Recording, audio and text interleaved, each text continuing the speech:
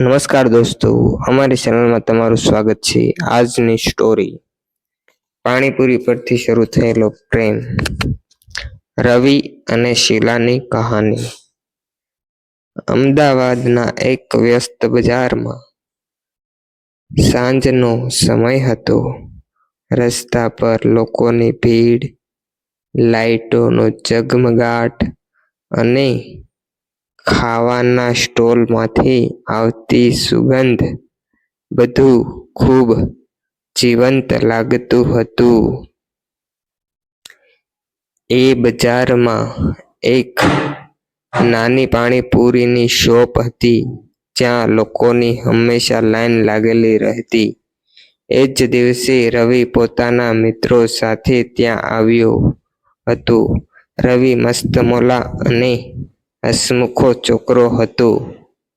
તેને રસ્તાની ચટપટી વસ્તુઓ ખાવાનો ખૂબ શોખ હતો. એ જ સમયે ત્યાં શીલા પોતાની સખીઓ સાથે પાણીપુરી ખાવા આવી હતી. શીલા ખુશ મિજાજ અને સરળ સ્વભાવની છોકરી હતી. પાણીપુરીની શોપ પર બહુ ભીડ હતી. બધા પોતાની વારી માટે ઊભા હતા. અચાનક એક મજેદાર ઘટના બની. પાણીપુરીવાળા ભાઈએ પૂછ્યું, "કોણે પહેલા લેવી છે?" રવિ અને શીલાએ એક સાથે કહ્યું, "મારે." બંને એકબીજા તરફ જોઈને હસવા લાગ્યા. રવિ હસીને બોલ્યો, "લેડીઝ ફર્સ્ટ, તમે પહેલા ખાઓ." શીલાએ સ્મિત કરીને કહ્યું, "થેન્ક યુ, પણ પછી તમારે પણ ખાવી પડશે." પાણીપુરી ખાવાની વચ્ચે બંને વચ્ચે થોડી મજાક અને વાતચીત શરૂ થઈ ગઈ. શીલાએ પૂછ્યું, "તમે અહીં રોજ આવો છો?" રવિ બોલ્યો, "હા, પાણીપુરી માટે તો હું અહીંનો નિયમિત ગ્રાહક છું." બંને હસવા લાગ્યા. તે દિવસ પછી અજબ રીતે તેવું બન્યું. તેને થવા લાગ્યું કે રવિ અને શીલા ઘણીવાર એ જ પાણીપુરીની શોપ પર મળી જતા. ક્યારેક અચાનક, તો ક્યારેક જાણે ઈરાદાપૂર્વક. ધીમે ધીમે બંને વચ્ચે દોસ્તી થઈ ગઈ. પાણીપુરી ખાતા ખાતા બંને ઘણી વાતો કરતા. કોલેજ, મિત્રો, સપનાઓ અને જીવન વિશે. એક દિવસ શીલાએ મજાકમાં કહ્યું, "રવિ, જો તું અહીં આવવાનું બંધ કરી દે તો પાણીપુરીની શોપ ખાલી થઈ જશે." રવિ હસીને બોલ્યો, "અને જો તું નહીં આવે તો મને પાણીપુરીનો સ્વાદ જ નહીં આવે."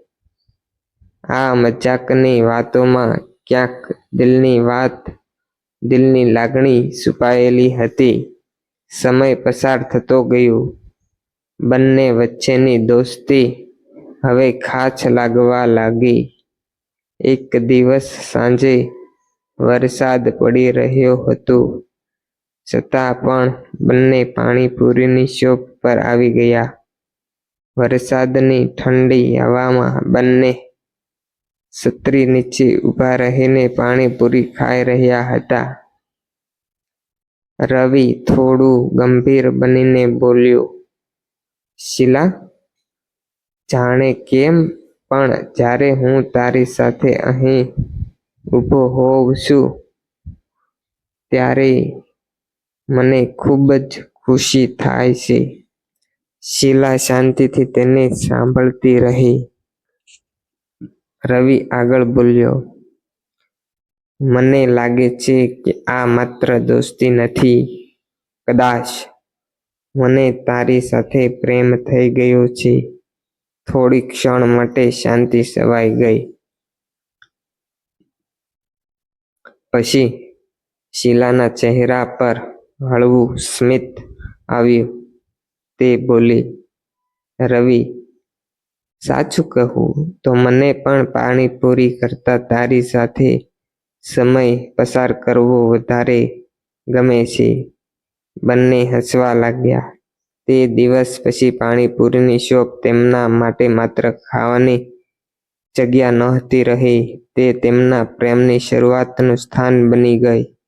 સમય સાથે બંનેના પ્રેમ વધુ મજબૂત બનતો ગયો અને જ્યારે પણ તેઓ તે શોપ પાસેથી પસાર થતા, તેમને હંમેશા યાદ આવતું કે એક નાની પાણીપુરીની પ્લેટે બે દિલોને એક સાથે જોડીને એક સુંદર પ્રેમ કહાની બનાવી હતી. દોસ્તો, તમને જો અમને આવા વિડીયો ગમતા હોય તો તમે અમારી ચેનલને સબસ્ક્રાઇબ કરો.